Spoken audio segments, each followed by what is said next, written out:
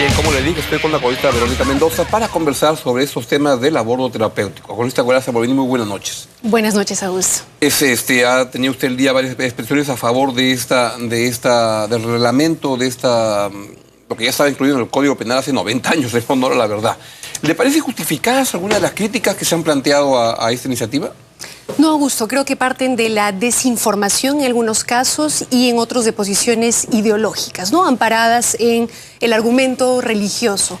Porque como bien has dicho tú, Augusto, esto no hace más que implementar algo que era legal en nuestro país desde hace 90 años, desde 1924, algo que además ya se estaba implementando en varios establecimientos de salud pública, entre 15 y 20 hospitales en los cuales ya se practicaba el aborto terapéutico, y sobre todo porque lo que va a permitir esta herramienta es salvar la vida de decenas de mujeres año a año y garantizar que no se vean afectadas en su salud de manera grave e irreversible, como lamentablemente sí estuvo ocurriendo antes de la promulgación de este Porque ahora estaba leyendo en el tema, ¿no? Cuando surgen esta cosa, uno se mete más a entender el tema, pero no son tantos los casos, ¿no? Se calcula que puede salvar entre unas 15 y 20 vidas de gestantes. A ver, según la información del propio Ministerio de Salud, el año pasado, por ejemplo, en el 2013, fallecieron 122 mujeres por enfermedades que se agravaron con el embarazo. Es mucho más grave, Muchos de esos casos pudieron haberse evitado con un aborto terapéutico. Sin embargo, Augusto, 100, 20 o 15 o una vida, claro, yo creo que bien merece la pena ser salvada y bien merece la pena que el Estado promulgue normas, implemente protocolos o lo que sea necesario para salvar, aunque fuese una vida de una mujer. Y ahí creo que, Augusto, está uno de los temas de fondo de este debate. Que hay lamentablemente en nuestra sociedad, en el Estado, en las jerarquías eclesiales, gente que piensa que las mujeres valemos menos, que las mujeres somos una suerte de úteros andantes, que son sacrificables y que no tenemos derecho a que se respete nuestra vida, que está pensando en el cardenal Cipriani. Podemos escucharlo y le responde. ¿No está? Ahí está. Decisión que ha tomado la ministra de Salud. Personalmente no quisiera estar en su pellejo. Tarde o temprano estaremos delante de Dios, que juzgará con absoluta bondad y con mucha verdad las decisiones que tomemos. No es un problema de si el aborto terapéutico había que reglamentarlo porque la ley penal desde el año 24 ya la había despenalizado. Esta decisión de la ministra tiene mucho que ver con la presión internacional de instituciones que están imponiéndole de una manera imperialista, hay que decirlo así. La medicina no necesita esta guía de cómo matar hasta los 22 años.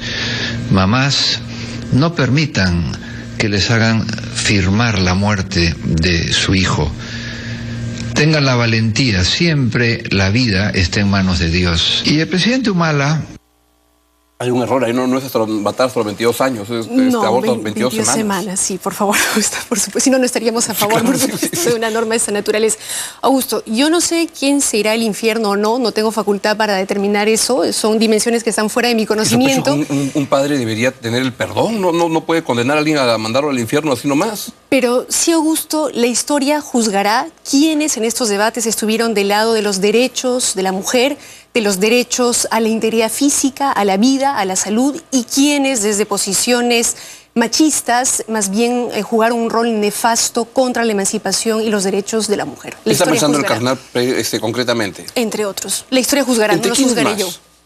Bueno, ha salido un exministro de Salud, aunque habría que decir que más que exministro de Salud está saliendo como vocero del Opus Dei y bien haría en transparentar esa posición, por supuesto.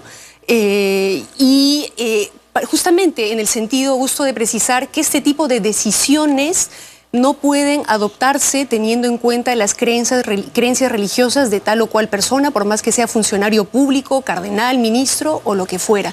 Estas decisiones las tiene que tomar el Estado en función de una realidad social, de una realidad digamos, tomando en cuenta las necesidades de la población, en este caso en la salud pública, y es lo que muy bien ha hecho el Estado peruano hoy por hoy, saldando una deuda que tenía desde hace 90 años con las mujeres peruanas. ¿Qué significa esta decisión de promulgar, aprobar, crear el protocolo luego de 90 años que no se había podido? ¿Significa que se está avanzando en ese terreno, que pueden venir más cosas?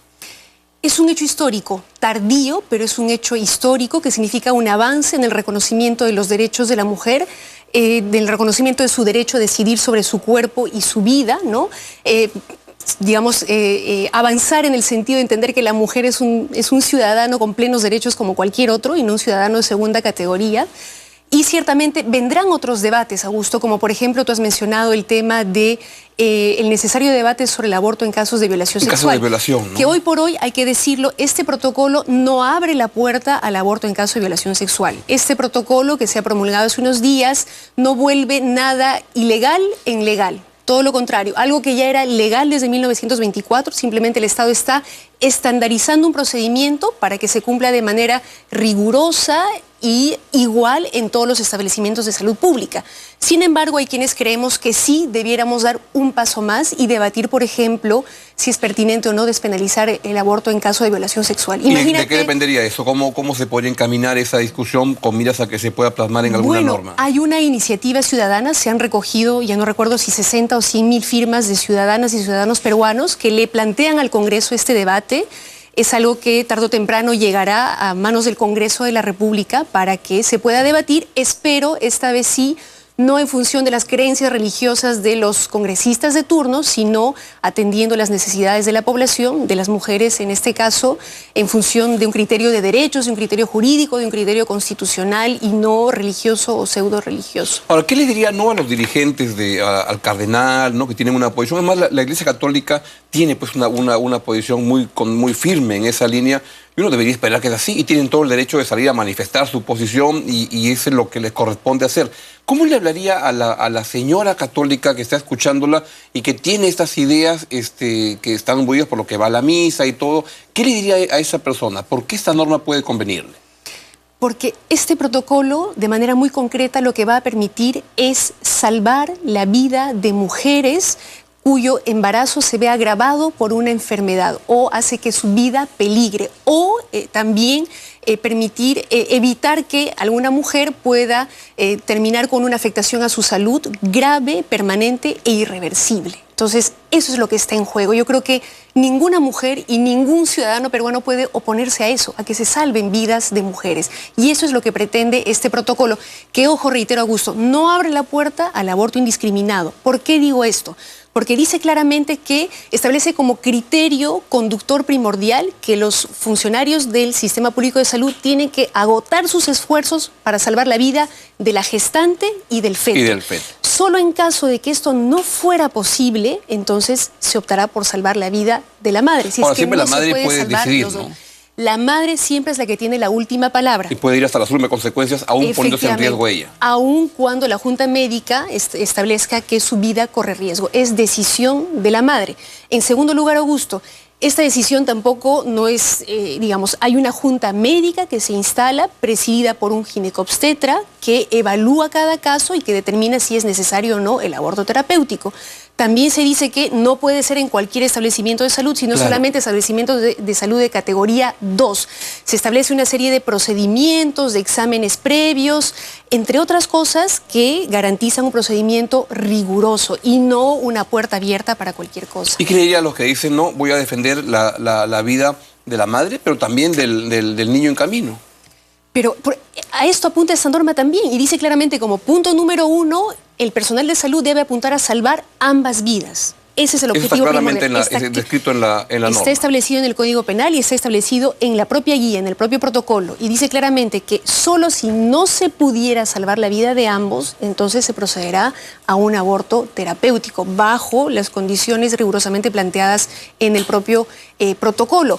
Y te plantea una serie de patologías, enfermedades en las cuales se tiene que evaluar la implementación de un aborto terapéutico, que no han salido de la cabeza de la ministra de la Mujer ni de la ministra Omonte, sino que han sido establecidas por todas las sociedades médicas, desde el Colegio Médico, Sociedad de Ginecobstetricia, en fin, gente que entiende de estos temas, experta en salud, que sabe de qué cosa está hablando. Así que no es algo indiscriminado, arbitrario, es algo que está claramente regulado en función de criterios médicos, científicos y humanos. ¿Le preocupa que por decir estas cosas alguien con la autoridad o el nivel, la jerarquía del carnal pueda casi insinuar que se pueda no estar en su pellejo porque se puede ir al infierno?